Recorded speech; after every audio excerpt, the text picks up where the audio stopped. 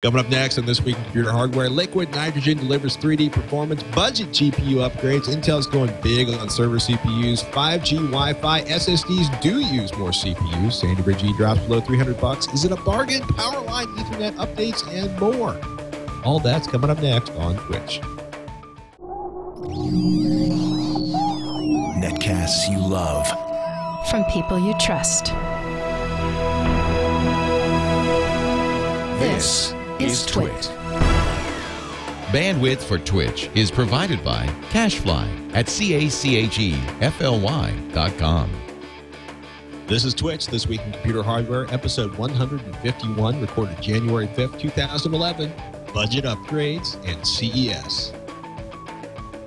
This episode of This Week in Computer Hardware is brought to you by Netflix. Watch thousands of TV episodes and movies on your PC, Mac, or TV instantly. All streamed directly to you, saving you time, money, and hassle.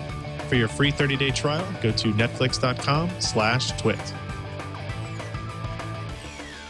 Welcome to Twitch, This Week in Computer Hardware. My name is Patrick Norton, and we are excited here at Twitch. Why? Because we're all going to be traveling to the Consumer Electronics Show next week to see the latest and greatest in consumer electronics. Ryan Shrout, when do you leave for the great gathering of new technology? We all head out Saturday morning for an arrival Saturday afternoon in time for me to go find a sports bar to watch UK basketball and Cincinnati football play, and then probably be depressed later in the evening. So. Which animal am I to cheer for when we're talking about the... you should cheer for both Wildcats and Bengals. Related, familial, so that's, it makes it easier. Go Cats! Yes, exactly.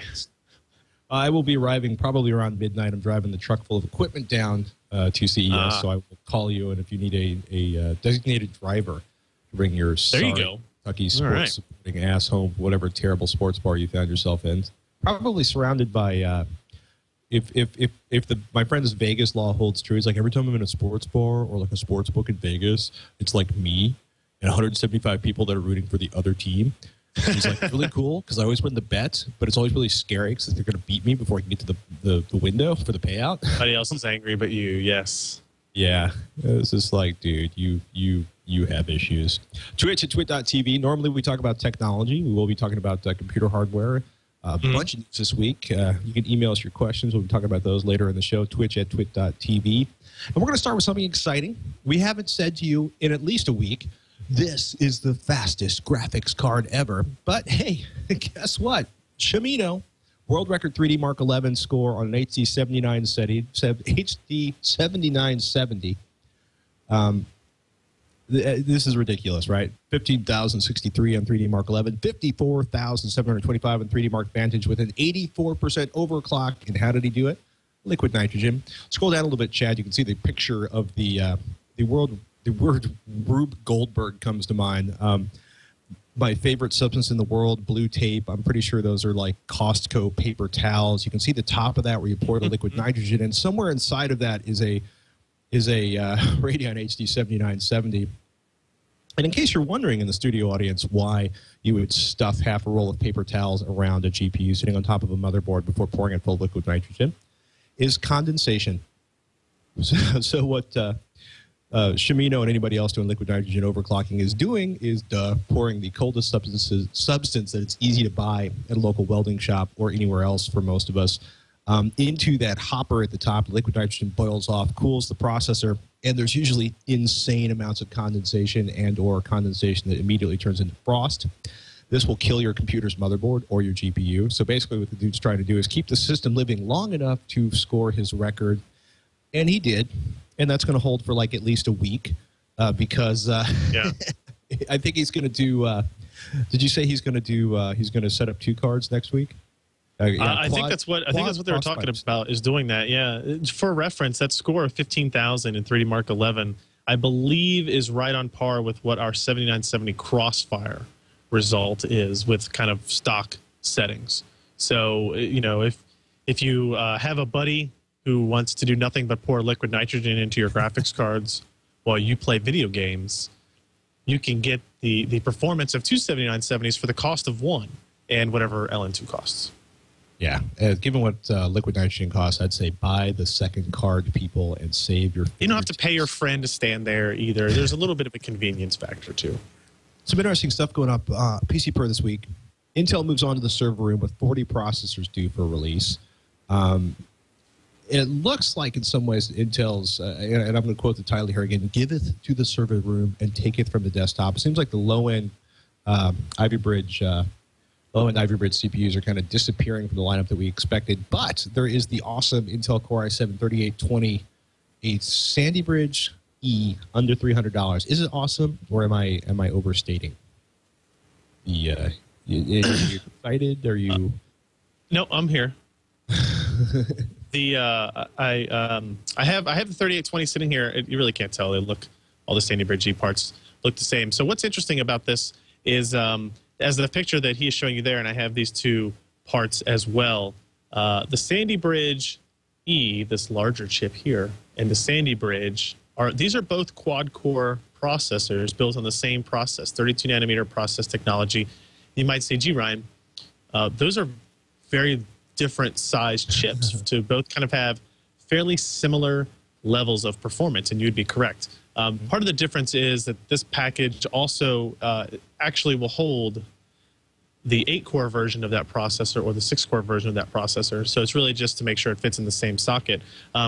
But the 3820 Sandy Bridge E is actually a quad-core CPU. It's not a 6-core part like all the other Sandy Bridge E processors we have talked about. And so it's in this weird kind of in-between of the Sandy Bridge E processors and Sandy Bridge that we already know, like the 2600K and the 2700K, right? So performance, pretty similar between them. The clock speeds are a little bit higher on the Sandy Bridge E part, but maybe like 100 megahertz, 200 megahertz, depending on what SKU you're actually going to compare it to. Performance is fairly even between them, but this Core i7-3820 actually costs a little bit less than the Core i7-2600K and about $80 less than the 2700K. What's unfortunate then about that is the motherboard prices kind of make up for that difference. You're going to pay a good $75 more for an X79 motherboard simply because these new Sandy Bridge G parts have 40 lanes of PCI Express. They have four channels of memory, so you can run 8 DIMMs or 4 DIMMs up to 64 gigabytes of memory. So they have some other feature advantages over Sandy Bridge, but the platform cost is going to be a little bit more than you would get on normal Sandy Bridge. So I'm still kind of up in the air whether or not I think this part, when it actually is released, I believe in February, will be the kind of new Core i7-920, which I know you are a fan of. Yes. So we'll have to see. I'm hopeful that it will be, not because it offers significant advantages over what's out there or it's going to have a longer lifespan. It won't necessarily be around any longer than the LGA 1155 socket processors. It overclocks pretty well. It's not an unlocked CPU, but we were able to overclock it through some of the new Sandy Bridge E overclocking features like the CPU Shrout, which basically allows you to move the bus speed, the base clock speed up to 125 megahertz really easily. But yeah, I mean, so the big advantages then are you get the PCI Express. You do not get integrated graphics, right? So keep in mind that even, you can buy Sandy Bridge quad-core parts like this that have integrated graphics. You get to take advantage of quick sync technology, which, depending on if you actually use software that takes advantage of that, you will not get that with the more expensive platform in Sandy Bridge E or the bigger/newer processor in Sandy Bridge E. So it's a little kind of a give and take there. If somebody came to me and said they don't see the benefit of 3820 and they were just going to stick with the 2600K, I would have no argument against that necessarily. But if somebody said they really loved the 3820 and they were going to do multi-GPU gaming and they wanted to make sure they had all the PCIe lanes that were PCIe 3.0 capable and ready for the future, that type of stuff, and they were willing to spend the $60 or $75 more to get that, I would say that's a good investment too. So it's not, it's hard for me to pick one or the other. If I were building a system, I'd probably build it around Sandy Bridge E because I like PCI Express slots. I'd like to have as many of them as possible. We have an MSI motherboard here somewhere, the X Power 2, that actually has 7 PCI Express by 16 slots on it, I think. Something crazy like that. And that's an LGA 2011 socket motherboard. So you're going to have some interesting options. It's maybe a little bit more expensive with that CPU. Well, let's talk about what's going on. Intel's doing a lot of I'll choose the word interesting for this, but there's a lot going on with Intel. So To pave the way for the upcoming launch of 22-nanometer Ivy Bridge processors in April 2012, Intel has notified its hardware partners of its schedule for stopping the supply or production of over 25 existing desktop CPU models, according to industry sources in Taiwan. That's PC Per Story. Intel giveth to the server room and taketh from the desktop. So the Core i5 661 and 660, Core i3 530, and then a bunch of parts most of our audience probably doesn't really care about. Pentium E5700, Celeron E3500S, all gone by this summer. Sandy Bridge loses 6 Core i7 models and 6 Core i5 models. The Pentium G960, Pentium E6600, E550, the Celeron E3300, all gone by summer 2012. So, yeah, it's kind of interesting. Digitimes is the article with a list of all the processors that are going away. And then we look at, on the server side of things, 40 processors due for release on the server sides. 7 8-core Xeons, a half dozen 6-core Xeons, 5 4-core Xeons, a single dual-core CPU, and then later on this summer, 11 Ivy Bridge H2 series CPUs, the Xeon E3 1290V2, and then a whole bunch of really unbelievably out-of-control expensive server processors. What's going on? Is Intel trying to simplify the chip market for the desktop, or they just want to basically close out all the larger process and start shoving everything down onto the it's kind of funny, right? Because as you move down to the process, the chips get smaller, which means you get more yield per wafer. So are they closing down the older lines? Are they slimming down the lineup, or are they? I think this seems maybe a little bit premature compared to previous kind of retirements of processors. But the Core i5 661 and 660 and the i3 530, those are Clarkdale parts that actually came out quite a while ago. They're not what I would call new processors, but I mean they're at least a generation and a half past. So like we've seen. Sandy Bridge come and go and that type of stuff in the meantime. And we are basically at the point now where we will see Ivy Bridge in the next couple of months. So I think they're kind of preparing for that. They don't want to have Clarkdale and Sandy Bridge and Ivy Bridge kind of all on the market at the same time. It seems pretty reasonable to me to, it's not like they're pulling them off the shelves. They're just kind of not going to make them anymore, which I don't think falls out of line of their normal timescales. As for the server side of things, I think a lot of it might have to do with the fact that ARM is going to be making a push into the server field, and they want to make sure they have a part that will match up with every customer's possible needs. Now, I don't think they'll be able to get into that super low power quite yet. We'll have to wait for like a Haswell-based design to get that. But they want to make sure that there is a SKU for everybody on the server front. They don't want to risk losing any of that kind of market share, because that's usually high profit margin stuff. Got it. Good to know. Speaking of profit margins, Quanta. It's kind of funny. How many would you say there are 3 or 5 major notebook manufacturers in China that basically make all the notebooks in the world? It's not very many. Yeah, it's not very many. It's kind of funny. Quanta Computer, which is probably the world's biggest maker of notebooks, is suing AMD for breach of contract, alleging the chip maker sold defective products, reports Bloomberg. And basically, didn't meet. There's basically Quanta says the AMD chips did not meet heat tolerances and were, quote, unfit for particular purposes. Essentially, that they had overheating issues because the chips broke the thermal envelope they were spec'd for. Quote, Quanta has suffered significant injury to prospective revenue and profits. And, of course, they want a jury trial. They want damages. They want money. AMD says, no, it wasn't our processes. It was your stupid design. Nice. It's kind of funny. And the other thing is, like, AMD is aware of no other customer reports of the alleged issues with the AMD chip that Quanta used, which AMD no longer sells. In fact, Quanta has itself acknowledged to AMD that it used the identical chip in large volumes of a different computer platform that it manufactured for NEC without such issues. Quanta, by the way, also makes Hewlett-Packard notebooks, Dell notebooks, Acer notebooks. It's kind of funny. This is one of those things where I can't decide if it's like an actual bad part or just Quanta's pissed and trying to get some money back anywhere they can on a bad run of notebooks. It smells a little bit like the NVIDIA issue that they had, but the difference here was that there was verifiable problems with the NVIDIA chips in notebooks, and I have not heard of any of these same types of problems with the AMD chips yet. Maybe that will come to pass based on these kind of allegations, and people, you know, in Quantum wanted to make sure that its side of the story is actually told. But I have not heard from any other kind of vendor that there would be any issue with any of their parts. So, yeah, it'll be curious because Quanta is a huge company. Obviously, the chances of AMD getting a lot of design wins with Quanta in the immediate future are down. What is the number of wow, man? Actually, I'm not even going to say a word about this one. Talk about the possibility of what's coming from AMD. So it's a possibility. The 7970, the new GPU that AMD released, the 7970 is called Tahiti, is the code name of the GPU, and it has 2,048 stream processors. So essentially 2,048 SPs in there, which works out to 32 compute units, which is kind of this modular little part of a processor, part of a GPU that AMD has built, and there are 32 of them at 64 stream processors each. Multiply those, you get 2,048.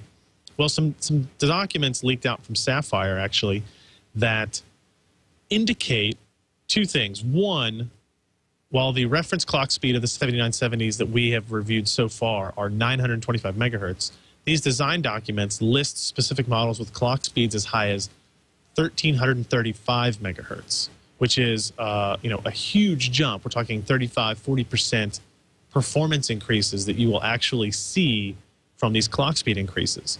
That would be pretty impressive if they're able to scale the GPU to that type of speed.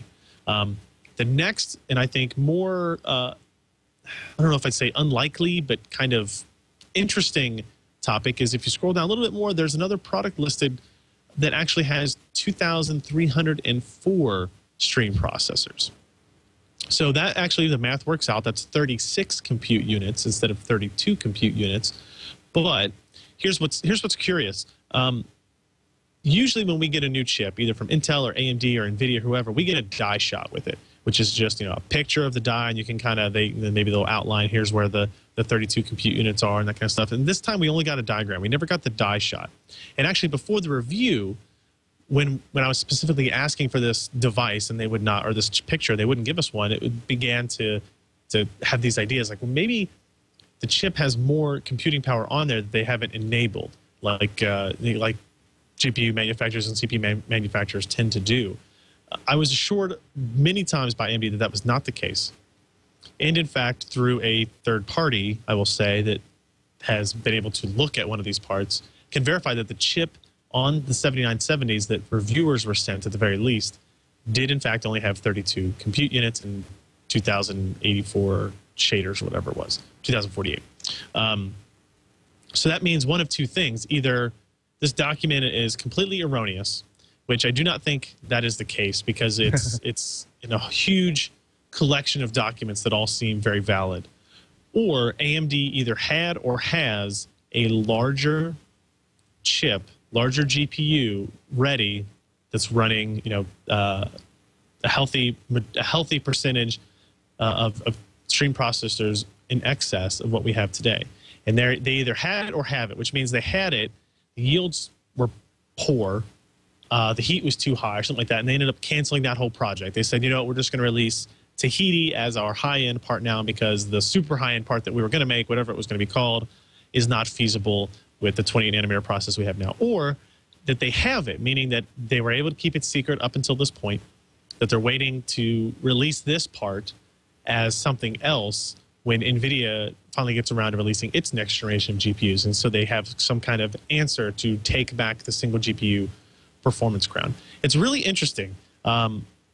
It's also possible, I think that's less likely, that it's somehow a 18-month-old document or something like that that just was never updated and was incorrect from the get-go, because there's a lot of specifications in these documents, and there's other pages that we don't even show in the news post at pcper.com that gives you build outs and that kind of stuff. So I think it's pretty likely that this chip either existed at one point and they gave up on it, or it does still exist and now they're really pissed off that everybody knows about it. So it's good news. We were kind of worried that GPUs were kind of at this level where they weren't going to increase in performance on a regular basis, because the GTX 580 had been the fastest single GPU for more than a year, like 13 or 14 months. until the 7970 reviews came out a couple weeks ago. And it looks like AMD has changed that, and then hopefully NVIDIA will release something and go higher, and then AMD will release something and go higher as well, all along hoping prices come down. So interesting rumors to talk about and discuss. Need to wait for the 4K monitors to actually show up. I will take that too. Powerline Ethernet is not dead. Good.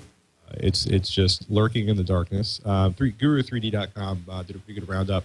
If you are looking for something that is faster than Wi-Fi, maybe has some of the minimizes the connectivity issues, but you're not willing to wire your house with gigabit Ethernet. I mean, let me say it flat out. I hardwire to gigabit Ethernet everything I can in my house because it works better. Period. It just leaks, but it works. Wi-Fi can be an issue, especially in apartment buildings and stuff like that, where you can't really pull cable, and maybe you've got 6 neighbors, one on each side of you, or 12 if you're really packed in there, where their Wi-Fi routers are overlapping. 500 megabit per second home plug Ethernet review, and what the Guru 3D guys found out is that A, it works. B, it delivers nowhere near 500 megabits per second. And C, there are a couple of big issues depending on how the electrical system is laid out in your house. And I'm going to tell you to go to guru3d.com and read Sitecom 500 megabits per second home plug Ethernet review. There's a bunch of stuff it's really good for, especially if you don't want to deal with Wi-Fi. And there's some, but if you actually need like 62 megabytes per second, you're not going to get it. At least in their testing scenario. That's pretty consistent with what I've heard from other places and some friends of mine that are running it. But it does have a lot of potential. So Guru3D.com has a pretty good write-up on that. I'm a big fan of Powerline networking, although that has been my experience, and every person I know's experience is that you never get anywhere close to the rated speeds. I'm in a pretty new house. It was built in 2005, and one of the things you get is always, well, if you have older wiring and there's more hubs and stuff like that in the way of power and that kind of stuff, that it will cause issues. I've never been able to get close to the rated speeds, but it's not fast, but it's reliable. And that's what I use it to connect my game consoles to my network, because my game consoles are way downstairs in a corner and my router's way upstairs in the other corner. And having connectivity issues is definitely a problem there. So, but I hook it up to power. I think my Sling box actually is hooked up to Powerline networking as well, because I don't need huge bandwidth, but I would love reliable bandwidth. Reliable bandwidth would be good. Would be very, very good. Kind of interesting. Of all the places, VentureBeat. I have some friends that work over there. I love VentureBeat, but it's not normally where I go for hardware news. But Broadcom has announced its first 5G Wi-Fi chips. And you're probably sitting there going, 5G Wi-Fi, WTF, which is a really good reaction, because since we all know 4G is eventually is really kind of invented. 4G, as it's currently used in the United States, is essentially an invented concept, and most of what people are calling 4G isn't exactly 4G. These are actually Wi-Fi chips that are based on 802.11. I want to say 802.11ac. Yep. Which is basically the 5th generation of Wi-Fi standards. And pardon me while I drop my microphone and pick it back up again. We're probably going to be hearing a ginormous amounts about this sorry, I'm trying to pull up, because the thing I forgot to look up before we started was whether or not this spec had actually been finalized. We should be hearing a lot about 802.11ac. I don't think so. They call it an engineering protocol in the story. Oh, that's a mess. It'll be in all over again. Yeah. Hopefully a little bit more constricted in time spans, but yeah, I mean, that it's says it operates at the same 5 gigahertz band of the radio spectrum as its predecessors, 802.11a and in. Yeah. Do they say in here if that affects, will that improve range as well as performance? Because the idea of operating at 1.3 gigabits per second, right, is great. I mean, you're talking about gigabit networking, one of the things that you just talked about wiring specifically for, and that we're going to build a new office space, and we're going to specifically wire gigabit Ethernet all over the place. Right. And I would love to be able to get that wireless if it were an option. I'm now looking at the IEEE 802.11 official timelines. Let me cut and paste that into the Google Doc. If you want to see something that'll basically make you twitch, pun intended. Hold on 1 second. Chat, I don't know if you can see that in there now. But It's really funny. It's like the schedule of everything. 802.11 AI, AH, AE, AF, a bunch of specs never even heard of. But it looks like they are still voting. Apparently there's a November 11th vote, possibly, for the 802.11 AC. Bureaucracy at its best. Somebody just makes stuff faster is what I say. Yeah, well, the problem is if you have two companies that decide, screw it, we're going to make stuff faster, you end up with the 56A, kind of the 56K modem debacle, which was later on the 802.11n. And the problem is that if you release a bunch of, what happened with the 802.11n, the way it was explained to me, is there was one company that had their idea and another company that had a different idea and basically used to stuff the 802.11n meetings with a bunch of people to vote. And kept the conflict alive much, much, much, much longer than it ever should have been, and therefore made 802.11 acceptance in the consumer market take forever. Kind of like HD DVD versus Blu-ray, except in the HD DVD versus Blu-ray, finally Sony just started cutting gigantic checks to freeze HD DVD out of the market. Speaking of freezing, there's something pretty cool. It built into Windows 8 block. Technically, this is software, and we're the computer hardware show, but hey, man, that pile of hardware in your living room is useless without an operating system. And for those who are not running Linux, Windows is probably what we're running. It's pretty interesting. Sorry, was that entirely babbling?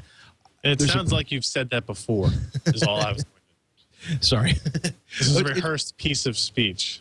A boilerplate, as they say. Blogs at msndn.com. Buildings Windows 8. The Building Windows 8 blog has an entire article on the refresh and reset your PC options. And it's pretty interesting. I love the opening paragraph. Many consumer electronic devices these days provide a way for customers to get back to some predefined good state. This ranges from the hardware reset button on the back of a wireless network router to the software reset option on a smartphone. We've built 2 new features in Windows 8 that can help you get your PCs back to a good state when they're not working their best, or back to the factory state when you're about to give them to someone else or decommission them. So it's kind of funny. They have Reset Your PC, which removes all personal data, apps, and settings from the PC and reinstalls Windows. Or Refresh Your PC, which keeps all your personal data, your Metro apps, your important settings from the PC, and reinstalls Windows. And part of me is like, gosh, why didn't they do this like 5 years ago? Right. Well, so, sounds to me like they're very specific in that they say it puts your data settings and your Metro style apps. So it's not able to preserve existing applications, which would kind of be the problem, right? So it's not like if you have Photoshop installed, it's going to be able to move that installation off to the side, reinstall Windows, move that installation back without, you having to reinstall it. But it's the right step, right? So it says basically that you boot into this special mode, scans your hard drive, and your data settings and apps, puts them to the side on the same hard drive. You don't have to have an external or separate hard drive. It installs a fresh copy of Windows, and then it restores that data, your settings and the apps that it had set aside, into the newly installed copy of Windows, and it restarts into the refreshed copy of Windows. A refreshed, rejuvenated copy of Windows. It sounds like a great idea. If it works. If it works, always with that context. But it's one of the things that, because Microsoft is such a large software environment, they can't just, and they have not, and they probably will not ever, just cut off support for all of their other legacy software. If they cut off support for old software, we'd all raise hell, but they'd be able to make this feature, I think, more usable and more reliable and that kind of stuff, because they'd be able to say, here's how you have to write software now in order to support this feature, and if your software doesn't support it, then you don't get whatever certification you might need to get or that kind of thing. So I don't know. I think it's a good first step, but there will always be, you look at stuff like Handbrake. That's one of the applications that I use the most. Right. Will they ever support this type of technology and feature? Probably not. That type of thing. So running Linux in a couple years, man. Yeah. Apple and Windows lock down the computing environment. Yeah, I don't really want that either. Such is life. Well, you want to talk about USB 3.0 4-port hubs?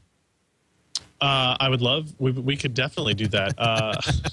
Real World Labs looked at Not an one answer of my using, more elegant segues, I'd like to point out. I know it was fantastic. They actually did a review of a couple of 4-port USB 3 hubs. This is interesting timing because I actually just got a Kingston USB 3.0 memory card reader and was able to copy, video from a DSLR of about 2 gigabyte file at about 90 megabytes per second. So, as Ken brings this to me here, you can see this. I mean, this is the USB 3.0 memory card reader. Looks just like any other memory card reader, and being able to run at 85 to 90 megabytes per second read speeds off of a compact flash card. Obviously, your flash memory has to substituted the normal flash card reader that Ryan Shrout uses with this superior USB 3.0 flash card reader. Let's see if he notices the difference. Oh, I did. Sorry. It's like 10 times as fast as we had been previously transferring data through like the cell phone and my iPad to have USB 3.0. I would agree with that as well. Good luck with that iPad thing. Don't make me weep. So the USB, I guess they're USB 3.0 4, well, one from Saiba, I guess I'll pronounce it. So if I just go ahead here and look at their benchmark results, they're basically seeing if does one perform better than the other. And the answer is yes, although this is one of those review websites that has the graphs that are not spectacular in terms of their scale. The difference between you're talking about 260 megabytes to 249 megabytes per second maximized out. So while the graphs look very different on the Atto and ATA64 results, they're not that dramatically different, which is kind of what you expect, right? Most of the time, if you look at USB hubs and accessories, they're going to perform about the same in 2.0, especially now. In 3.0, it looks like we're kind of getting to that level already, which is good. You don't have to worry about necessarily which one you're going to get is better than the other, although if you're a hardware vendor, maybe not so much. So yeah, not much different in the performance there. USB 3 is one of my favorite things. Anything USB 3 that comes out that can replace an item that I already have, I will buy it. Pretty much drop of the hat. There you have it. So yeah, what was that at? That was Real World Labs, rwlabs.com, as they did a write-up of a couple of those. I like the picture of the two USB 3.0 hubs together. I don't know if it's just over the top. Yeah, it's like my new favorite hardware picture in a really long time, where it's like a circle and a square. Oh, the box design. Yeah. So what is this about a controllable power supply? What exactly is a controllable power supply? Cooler Master's fully controllable Silent Pro hybrid 850 watt PSU. Okay, so it uses a single 12-volt rail. It's becoming pretty common for high wattage PSUs, says Jeremy over at PCPro.com. And, over at Guru 3D, I want to say. Jeremy's a PC Pro. Hilbert Hagedorn, which is a difficult name to say with braces, is over at Guru 3D. But it's pretty crazy. So if you scroll down, it essentially has a giant control panel. So it fits in a 5 1/4 inch bay, it looks like. It's so odd to look at it, right? Because the idea is that, so it's 80 plus certification, and then you get to basically what fits in if you go to the second page, they've got pictures, and they've got a really beautiful aluminum frame, a nice fan finish, and fits into a 5 1/4 inch drive bay. It's a power supply unit, fan control knob, fanless manual mode switch, so you can turn basically, so you can have a fan when you want it, turn the fan off when you don't want it, and it also has a system fan control knob and an LED indicator to let you know when you have starved your power supply from air by turning it off manually. Don't do that. No, that would be bad. But it's like depending on where you're shopping, like $140 to $200, and it's where is it? 80 plus. 80 plus 90%. They're claiming 90% efficiency at 50% load. Looks like a nice drive. I just thought it was really interesting that they're actually building in the ability to sort of manually shut off and try to make it as pretty as possible. Mm-hmm. When they pointed their dB meter at it, they were looking at something pretty light. So they do 75 centimeters away from the product, and if I'm reading that correctly, it's like 31 dB, which is extremely that's really quiet. Low. That's super quiet, especially when you take a look at the rig. If you look at page 7 of the article, you can see the rig they're testing on where everything's super exposed. I like that the little controller faceplate that they have there not only controls the fan of the power supply, but it'll let you hook up to 3 system fans as well. It's a pretty clever system. They seem to be efficiency-wise in the EU with 230 volts power supply delivered as promised. I'm going to give them the benefit of the doubt and say it's going to work fine on the 120 volt stuff here. So it is an interesting idea. 80 plus gold efficiency, 150 to $200 depending where you're shopping. And if you're looking for, if you're nervous about the idea of a fanless power supply, or you want to be able to boost things up in the summer months, or when you've got the heat blaring in the house, that is a possibility. That's true. It's good for you to consider. So I know a lot of people that are super nervous about fanless power supplies. So we're going to take a moment to thank one of our sponsors. If you haven't seen it, HP's got some new gaming machines come out, the Phoenix gaming stuff, and some interesting monitors coming out there. Lenovo unveiled a ThinkPad Ultrabook, an ARM-powered laptop also. Is the Ultrabook the ARM-powered laptop?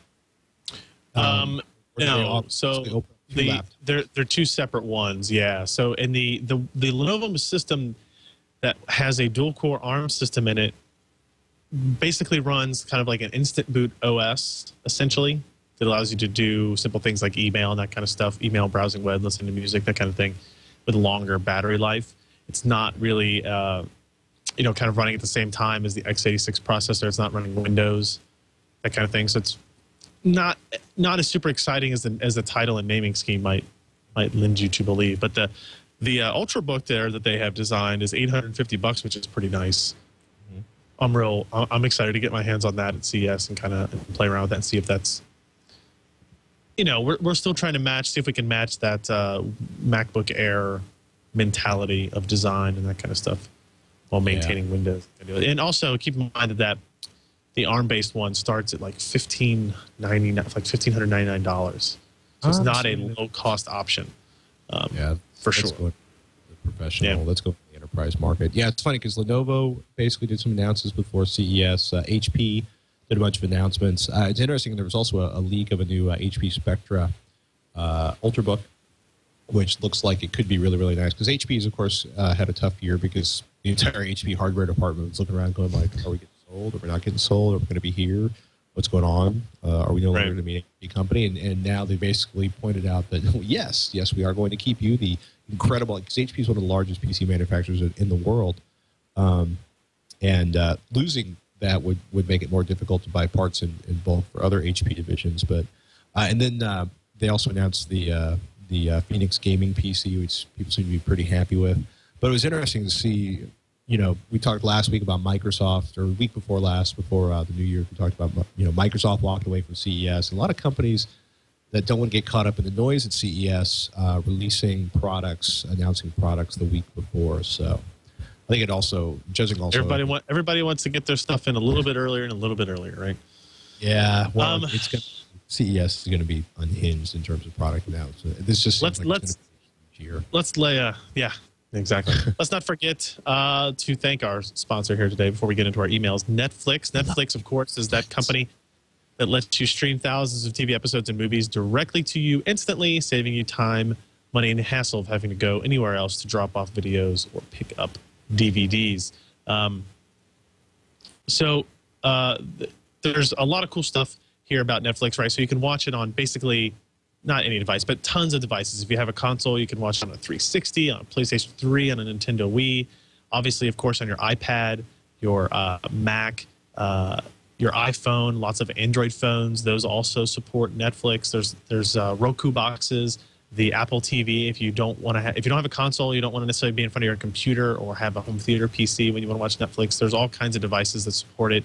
My wife and I actually got a Blu-ray player for Christmas, one of those really low-cost ones. It supports Netflix as well. So there's absolutely tons of devices that you can use to watch Netflix. And one of the cool features about that is you have the ability to start watching a movie in one place, finish it in anywhere else where you have access to Netflix. So you could be watching Netflix through your Blu-ray player or through your Roku box in your bedroom before you go to bed.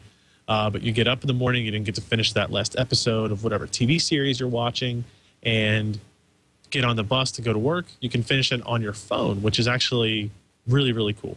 It adds a lot of capability and flexibility to the service. Also, if you have kids or you just like to watch things a lot, you'll be glad to know that there's no limit on the number of times you can watch any of the streaming material, right? So you can watch that same movie over and over again, or have your kids watch that episode of their cartoons over and over and over again. Patrick, you don't have any problems with that, do you? Oh, boy. Yeah, I am a big fan of Netflix, simply because my wife can watch Bones 32 times, or my son can watch Phineas and Ferb without me looking at the bill at the end of the month and going, oh, my goodness, because there is, it's flat rate. It's cheap. It is cheap, especially when you look at the cost of certain other services that are a la carte and charge you every time you roll the episode of Phineas and Ferb. Netflix, people, save your money, save your life, or at least save your pocketbook. Indeed. And you get 30 days to try this out completely free. If you're not happy with it, you can cancel at any time, right? But I don't think that's going to be the issue. You can try Netflix for 30 days completely free. Netflix.com/twit is the URL you should go to get that deal. 30 days free. Netflix.com/twit. If you use that URL, it helps us out, helps everybody in the Twit network out. We really appreciate it. And we want to thank Netflix for their support of This Week in Computer Hardware, and hope you enjoy watching instantly with Netflix. We say we jump into some emails then. Extreme Budget Gaming Card. Chad writes, greetings. I love the show, listen every week, and I find myself needing your expert guidance. First, I'd like to say that while I am a gamer, I tend to be much more tolerant than most, but not consider myself a true enthusiast. That said, I find my trusty old gaming rig in need of a new video card due to the failure of the current card. This rig's going to be 4 years old next month. But he says it plays everything I want to play, making good sessions I do consider acceptable. 4 gigabytes of DD2, 4 gigabytes of RAM. A Vision Tech, brace yourself, Ryan, this is going to hurt you. Radeon HD 3870 X2 with 1 gigabyte of RAM. It's got a gigabyte motherboard, a Phenom 9600, a Genia 23 gigahertz, Antec Performance 1 P190 case with dual power supplies totaling 1200 watts. Wow. And a single Dell 24-inch LCD running at 1920 by 1200. I must replace the video card at the very least and spend an absolute most of $200, although my wife would say it needs to be $100 under. Is there any hope for my aging system? Basically, he's on a budget. He wants to keep the expenses now. And he says his rig plays the games I enjoy the most as it is now. Fallout, New Vegas, Sacred 2, Fallout 3, StarCraft 2, Borderlands, etc., etc. So you just get whatever DX11 card is the deal of the day, or is there a clearly correct choice here? Thank you for your time. Chat. So.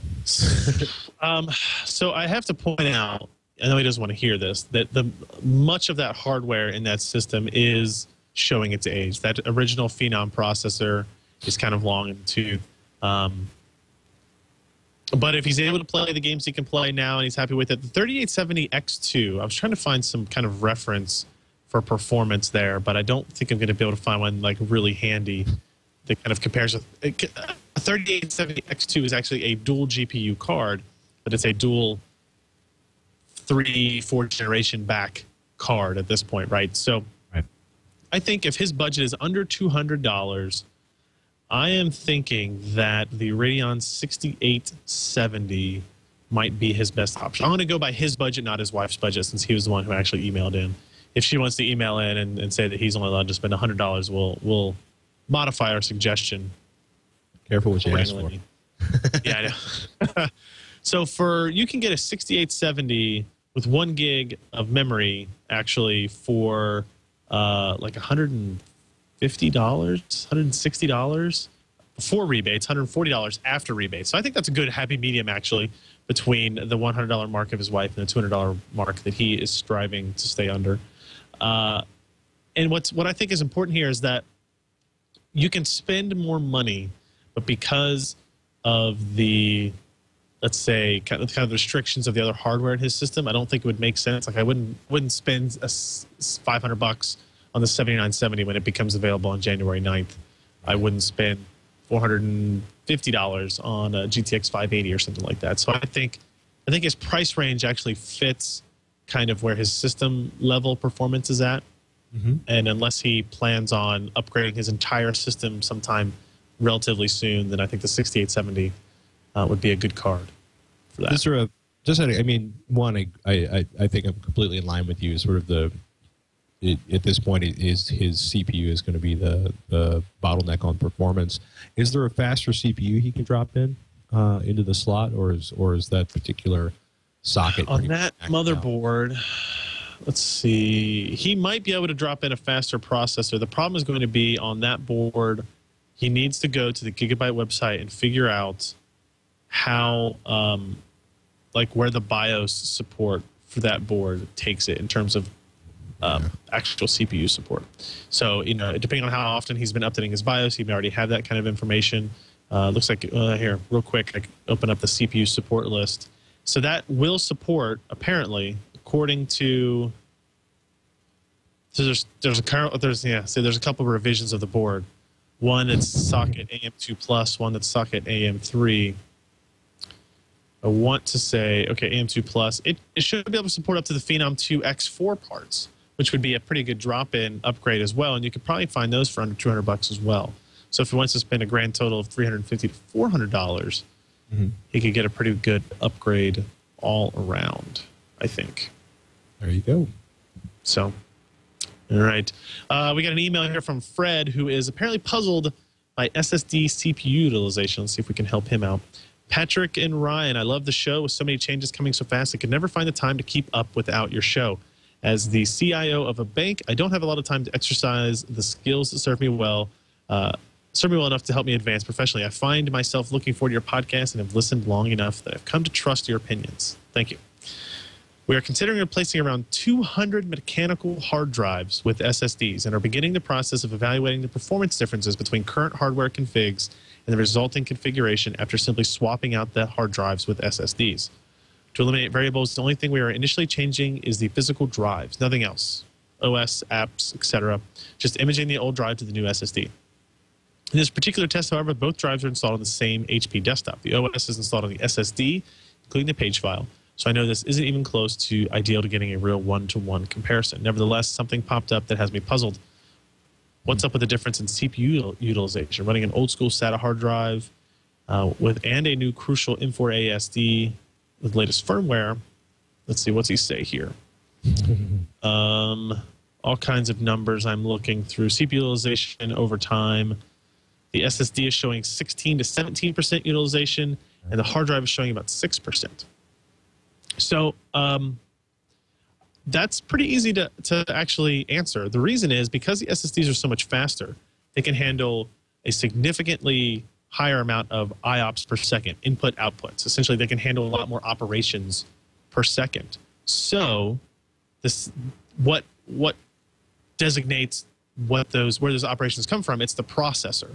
So the CPU has to work with more data in order to keep up with the SSD than it had to do with the standard hard drive. And if you look at his results there, and he included some benchmark results for Myometer, he's getting, in this particular configuration, almost 3,000 operations per second as opposed to 158 operations per second. So that increase in the amount of operations that the entire system has to handle is what's causing the CPU utilization increase. So, and this is kind of like a worst case scenario because Iometer is like a raw benchmark. It's a synthetic benchmark. It's pushing the hardware as fast as it can. So depending on what his specific operating system and databases or whatever he's actually doing in these systems, if he was really close to kind of pegging CPU utilization on those servers already, he may actually run into that issue when he adds SSDs in. But I still think overall performance will be better because storage is not holding it back. So that's essentially what's happening is at 6% utilization, traditional hard drives are holding the system back from running any faster. Whereas when you put an SSD, you're allowing the system to run that much faster. In this case, almost 3 times as fast in this particular. So, I mean, it's interesting because it's something you don't really notice on a single desktop because most of us don't really utilize most of the performance that's available in a Core i7. Actually, in a Core i3, much less a Core i7. There's been some pretty good articles worth reading on out the internet. You can check out how SSDs impact performance, eliminate bottlenecks, and keep your applications from taking off. That's up on the I/O Storm. They reference the impact of SSD technology on the network and CPU, which is an article by a guy named Dennis Martin. And it's really interesting because, to quote the I/O Storm article, common rule of thumb is if CPU utilization is low and there's a high amount of I/O activity, then it's most likely a storage bottleneck. And then sort of the other question is looking at how CPU utilization is impacted by storage. But it's really interesting. It also talks about mixing your workload of random and sequential reads on the database server at the I/O Storm. With the read-ahead I/O for the sequential part, the CPU utilization can be fairly high, but with a low latency storage, it can still be the cause of the bottleneck for the random workload. Because basically, SSDs just work so radically differently and so much faster than traditional hard drives. Stuff gets weird. You know what I mean? It's just a radically different playing field. So you're going to be doing some different things in how you balance the load on the CPU because of storage changes. It'd be interesting to get Alan to talk about this because I'm sure he's run into some really curious, some really curious sort of variations on this at his job. Preston's got an interesting email. It's a pretty simple question: Crossfire 5770 or a faster single GPU for a budget build? He writes in, Ryan and Patrick, I need some of your GPU wisdom. I'm looking at upgrading my friend's gaming rig in the spring on a tight budget. It's tight budget week here at Twitch. I'll be bumping it from an AMD X2 Core i5, upgraded his 9800 GT to an HD 5770 that I had laying around to play Skyrim. When we do the CPU motherboard upgrade in the spring, we'll be better off going with a second HD 5770 in Crossfire, or spend someplace else and go with a faster single GPU. We're going to try to keep the budget around $400. I have priced out CPU, MOBO, RAM, and a second HD 5770 to $410. Any thoughts? Thanks in advance, Preston. I need to know how much a 5770 costs today. Let me go look because it's about $100. Yeah, 100. Yeah, 100. There's only two for sale on Newegg. Actually, one is 115, one is 120, and I think that's pretty expensive for a 5770. To be completely honest with you, because a 6870 is going to be the 6870, like the one we just talked about. That's going to be $160. Is going to perform much better than the 5770s, in my opinion. And you don't have to worry about any of the multi-GPU kind of quirks that may or may not pop up. But that would obviously take him over his budget if he's trying to stay under the 400. I guess the issue is I don't think I can find a card for about the same price, $100 to $115. It's going to be faster than adding a second 5770. But for $50 more, I think like the 6870, you might be able to find a 6950. Or maybe even a GTX 560 or something like that, that is going to be a much, much faster kind of simpler automatic solution compared to 5770 Crossfires. Yeah, the 560 Ti is going to be outside that range. They're looking at $210 to $225. So yeah, I would, in this case, I would, depending on how tight that budget actually is, a second 5770 will definitely improve performance. It will improve performance. Crossfire scales very well nowadays. But I would find it hard in today's market to want to spend $115 on a 5770 that is kind of, a little bit past its, more than a little bit past its prime, right? And you can get more modern cards like the 6870 or the 560 for close to the same price, and you'll have better performance and then the ability to scale in another 6 months if you want to add another one of those cards too. That's what I would think. There you have it. I think we're probably going to well, you know what, we're not probably anything. I think we're going to wrap this episode of Twitch right there. Twitch at twitch.tv is your email address if you want to send us the email questions, or you can tweet at us at Patrick Norton or at Ryan Shrout. If you're wondering why we're keeping it kind of trim this week, it's because we both have to haul patootie to Las Vegas for CES fairly early. Anything in particular? Obviously, the NVIDIA keynote on Monday is going to be a big deal, and the Intel keynote will both be standing in line early for those. Anything else you're particularly excited about this week at CES, Ryan? Those 4.5 hours of sleep I get every night. And what's it's not because you're out late partying, it's because you're out late filing articles. Actually, in late filing articles. In late, yeah. We have a ton of meetings, and I believe there's going to be more to the CES than maybe a lot of people are expecting. There's going to be a lot of phones. We've already seen the leaks for the Sprint Galaxy Nexus and that type of stuff. There's going to be a lot of that kind of technology if you're into that as well. But I think from a hardware side of things, there's not going to be any processor releases. There's not going to be any big GPU releases. You can get those out of your head. The 7970 will actually be for sale, apparently, as of CES as well.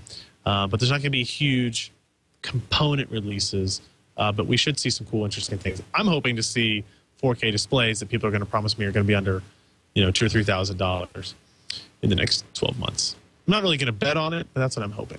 I think it's going to be like the early years of HDTV, where there's a lot of soaring eagle videos that look spectacularly realistic, and nobody will talk about pricing or delivery dates. Yeah. But I'm more than you are. Oh my goodness! Yeah, we're doing like 10 short videos a day at revision3.com/CES. We're doing a live show Tuesday, Wednesday, and Thursday. And I'm driving the van load of equipment down. So if you think you see a gigantic 3/4-ton pickup truck towing a U-Haul trailer with me driving it, it was me. Say hi. Just don't walk up with your hands in your pocket if it's a truck stop at 2 a.m. and I'm looking haggard after a week at CES. Are you driving by yourself? Nobody's coming with you? Nobody's brave enough to drive 9 hours to Las Vegas with me. It's smart people.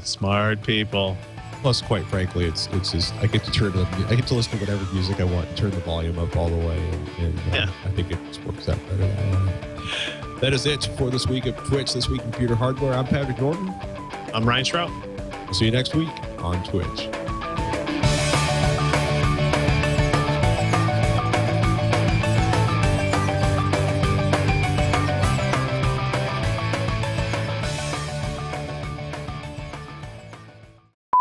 I don't know if you can hear all the sounds behind me, but that's all CES preparation. You know what's ironic is the only thing I hear is Liz. Yeah, well, that's probably true.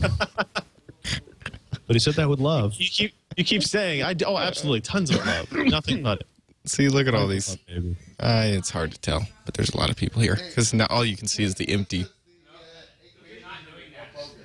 Hi, Burke. So, yeah, Burke's over there. We got Tony, we got Liz, we got Lynn, we got Alex, we got... Who's driving the van? Who's driving your van? Liz and Burke. Oh, Burke my. and Liz. Oh, my. Yeah, just anything. Don't get on the same road as them, Patrick. Yeah. Unfortunately, there's only really... Well, we're doomed, Brian. But I have a bigger truck with better tires.